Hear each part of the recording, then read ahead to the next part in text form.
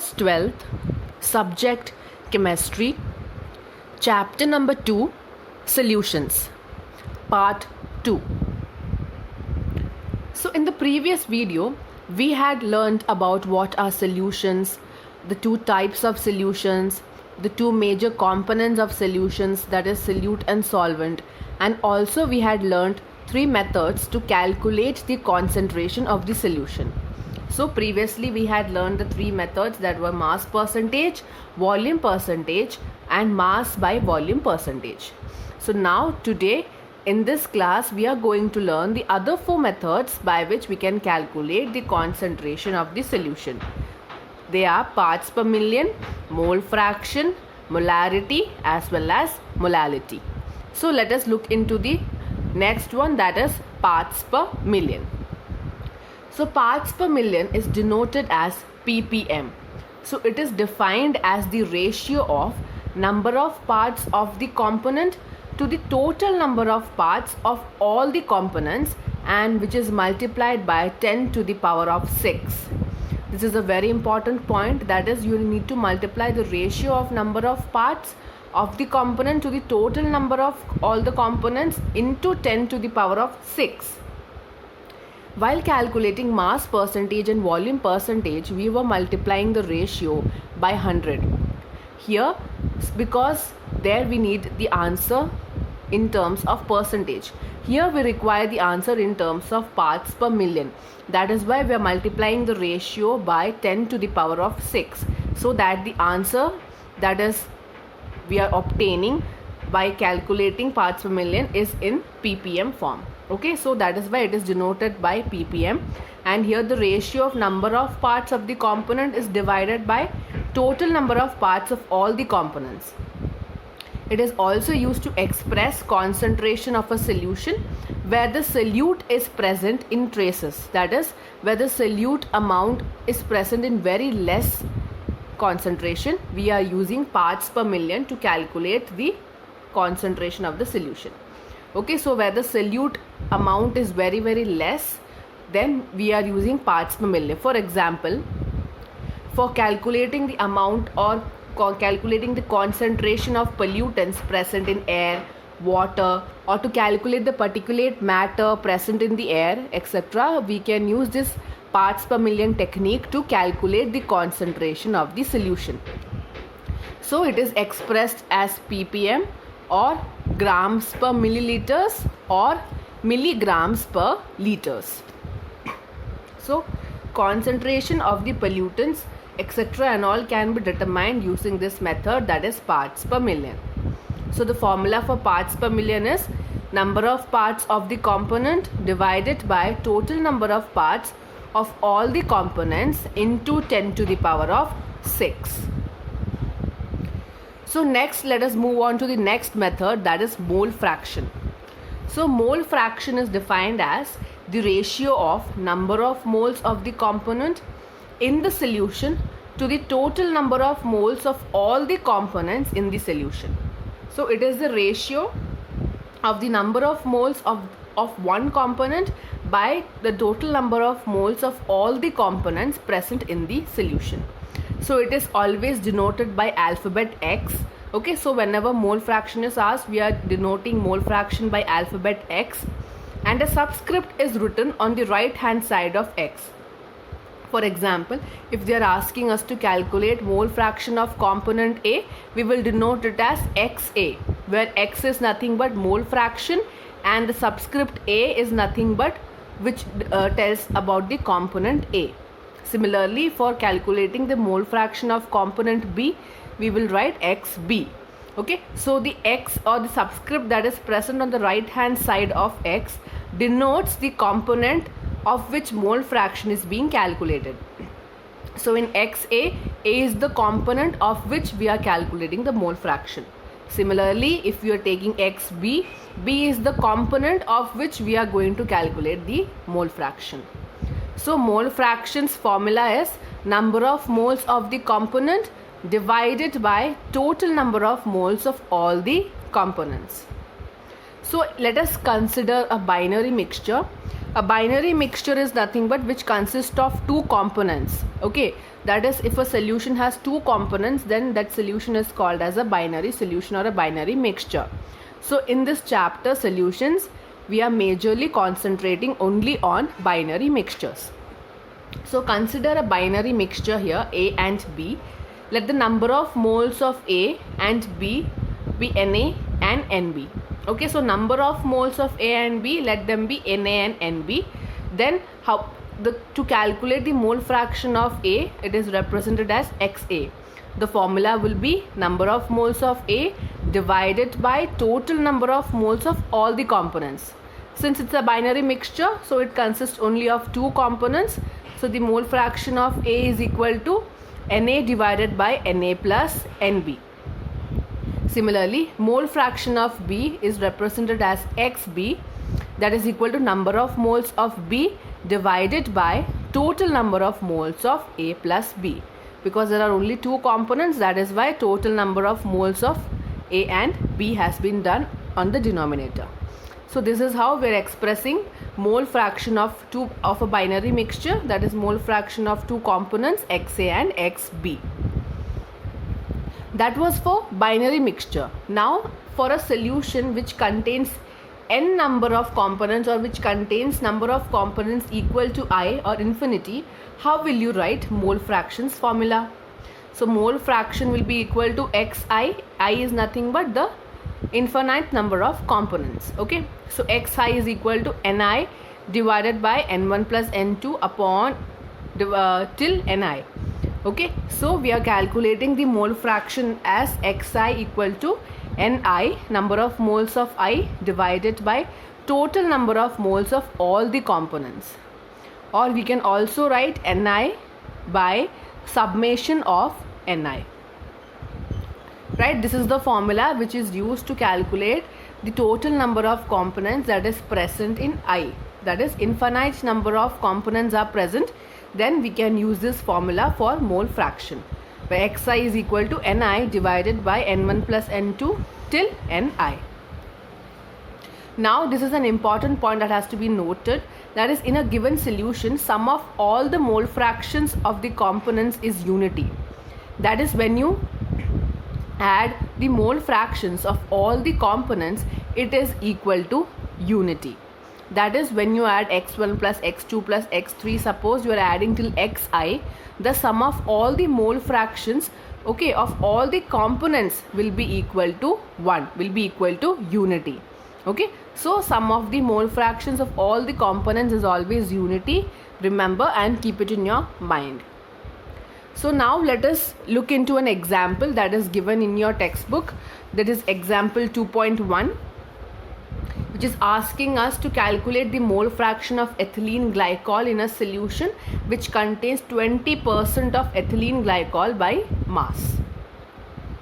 So I have put the picture of the example that is given in your textbook. Let us understand this entire example here. So here they have given us that 20% of ethylene glycol is present by mass, that is, they have given mass percentage of ethylene glycol. Okay, by which we can calculate the mass of the solution as well as we can calculate the amount of ethylene glycol that is present, right? We have already learnt mass percentage. With that formula we can know how much amount of ethylene glycol has been added to how much amount of water. Suppose we need to assume that 100 gram of the solution has been taken.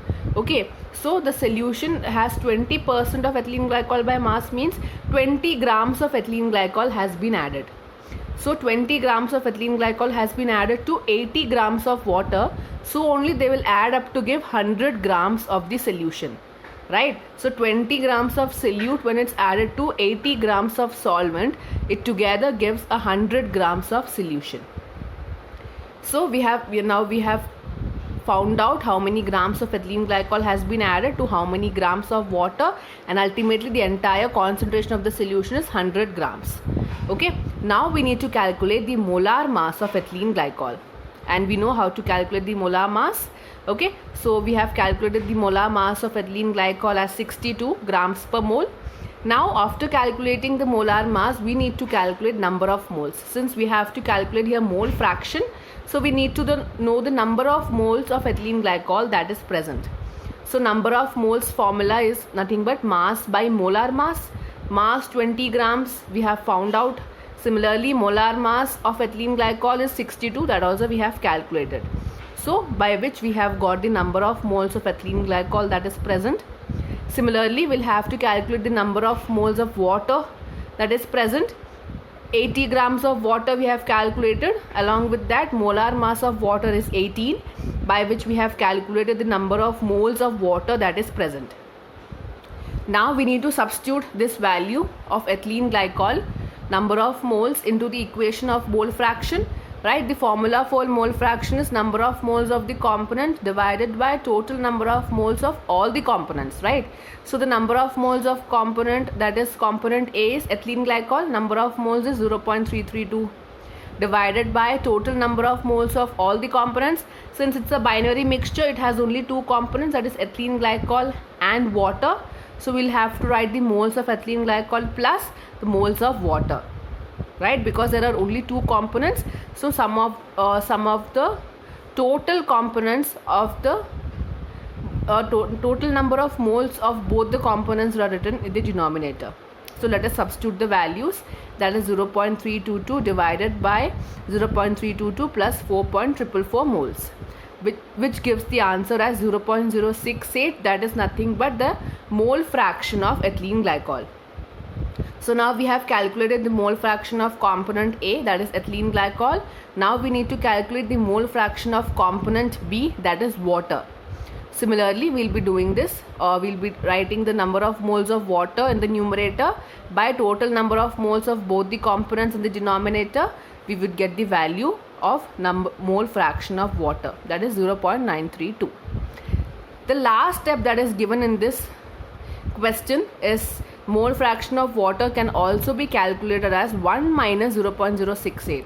So a question can here arise, why we are doing 1 minus 0.068, that is why are we subtracting 1 from the number of moles of ethylene glycol? Because previously we had learned that if we add or sum of the mole fractions of all the components is equal to unity, right? So when you're adding the mole fraction, that is here only two components are present, so if you add both the mole fractions of all the components, that is x1 plus x2 will be equal to 1. That is why we are subtracting 1 minus x1 to get the value of x2. Okay, so when we are subtracting the value of one mole fraction of one component of component A, we get the mole fraction of component B, right? So 1 minus mole fraction of component A gives us the mole fraction of component B. So instead of doing this step, which might take much more longer time, we can directly subtract the mole fraction of component A to get the mole fraction of component B in a binary mixture. Okay, so this is how we have calculated the mole fraction of ethylene glycol as well as mole fraction of water. So now we have finished with two topics, that is parts per million and mole fraction. Now we are moving on to the third topic, that is for the day, that is molality. So molality is denoted by small m and is defined as the ratio of number of moles of solute to the mass of solvent in kilograms. This is very important. Here we are calculating, we are finding out the ratio of number of moles of solute to the mass of the solvent, which is given in kilograms. Okay, so mass of the solvent here, it should be in kilograms to calculate molality of a solution. You can also define molality as the number of moles of solute present in unit kilogram of a solvent. Okay, so you can either of the two definitions you can write in your exam. Okay, so now mathematically we know molality's formula, small m is equal to moles of solute divided by mass of the solvent in kilograms. Okay, so here in this diagram we can see molecules of solvent in blue color, that is amount of solvent that is present is in blue color and it is in kilograms, and the solute is in red colors, that is dissolved in the solution, where the solute and the solvent combine together to form a solution. So here when we are calculating molality, that is small m, number of moles of solute will be dividing by mass of the solvent in kilograms. So let us look into an example that is given in your textbook, which is example 2.3. Okay, so in this example they are asking us to calculate molality of 2.5 grams ethanoic acid in 75 grams of benzene. So they are saying 2.5 grams of ethanoic acid, which is the solute, is added to 75 grams of benzene. So here we need to note that benzene, which is the solvent, is given in grams, so we will have to convert it into kilograms. So now let's start with the question. Firstly, we'll calculate the molar mass of ethanoic acid. So molar mass of ethanoic acid turns out to be 60. Okay, then we will be calculating the number of moles, because for molality we should know the number of moles of solute, right? And that is divided by mass of the solvent in kilograms. So for calculating the number of moles, we know the formula for number of moles is mass by molar mass. So 2.5 grams mass is given in the question, and molar mass we have calculated to be 60, by which we have calculated the number of moles of ethanoic acid. Now we need to convert the mass of benzene into kilograms, since it is given in grams. So calculating 75 grams into kilograms, will be dividing it by 1000. So it becomes 75 into 10 raised to the minus 3 kilograms. So now we know the number of moles of solute. We also know mass of the solvent in kilograms. Now directly we will have to substitute these values into the formula of molality. So we know formula or molality of ethanoic acid is equal to number of moles of ethanoic acid divided by mass of the solvent or benzene in kilograms. That is 0.0417 divided by 75 into 10 raised to the minus 3. So one step has been missing here. They have directly done here, that is they have directly taken the 10 raised to the minus 3 to the numerator. So it becomes 10 raised to the power 3, that is nothing but 1000. So once you calculate this, you get the answer of molality of ethanoic acid to be 0.556 mole per kilogram. So by this we have calculated the molality of ethanoic acid. So I hope you have understood what is molality.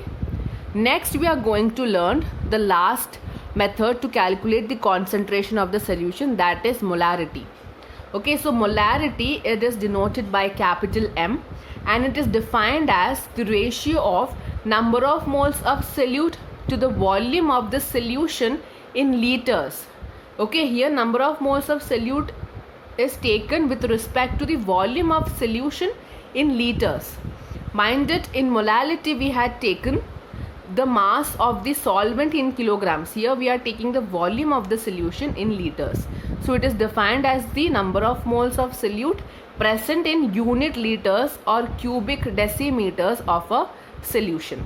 Okay, so here we need to note an important topic, that molarity is a function of temperature, because molarity depends on volume and volume depends on temperature. Whereas mass percentage, parts per million, mole fraction and molality, all of them are independent of temperature, because all of them contain mass, and mass does not depend on temperature. Okay, so molarity depends on temperature because molarity means volume of the solution. So volume here is dependent on temperature. So molarity is dependent on temperature. Rest all others are dependent, not dependent on temperature, because they are talking about mass, and mass does not depend upon temperature. Okay, so molarity capital M is equal to moles of solute divided by volume of solution in liter. So here volume is given, so volume is dependent on temperature, so molarity is also dependent on temperature. So now let us understand this concept of molarity with an example. This is example 2.2 that is given in NCERT textbook. So here they are asking us to calculate molarity of a solution which contains 5 grams of NaOH in 450 ml of the solution. So they have given the amount of solute here. They have given the volume of solution also, that is 450 ml. So we will have to convert this ml into liters. Okay, in order to calculate molarity of the solution. So now firstly we will be calculating the number of moles. We know number of moles formula is mass by molar mass. So mass is 5 grams, they have given in the question. and molar mass of NaOH is 40. So by which we have calculated the number of moles of NaOH. Now we will have to calculate the volume, or we have to convert the volume of the solution, that is to 450 ml. We will have to convert it into liters. So it becomes 450 divided by 1000 liters. Now we will have to directly substitute these two values into the equation of molarity, that is molarity is equal to number of moles of solute divided by volume of solution in liters. So it becomes number of moles of solute is 0.125 divided by 450 divided by 1000. So 1000 goes up to the numerator, so the equation becomes 0.125 into 1000 divided by 450. So when you calculate this, the molarity of this solution turns out to be 0.278 m, capital M. So this is how you are going to calculate molarity of the solution. Okay, since the unit is in ml, you need to convert it into standard unit of molarity, that is liters. So once you have converted into liters, directly you are substituting into the formula and you get the value of molarity, that is 0.278. So I hope you have understood the 4 other methods to calculate the concentration of the solution. That is, today in this second class we have learned to calculate parts per million, we have learned to calculate mole fraction, molality, and lastly we have learned what is molarity.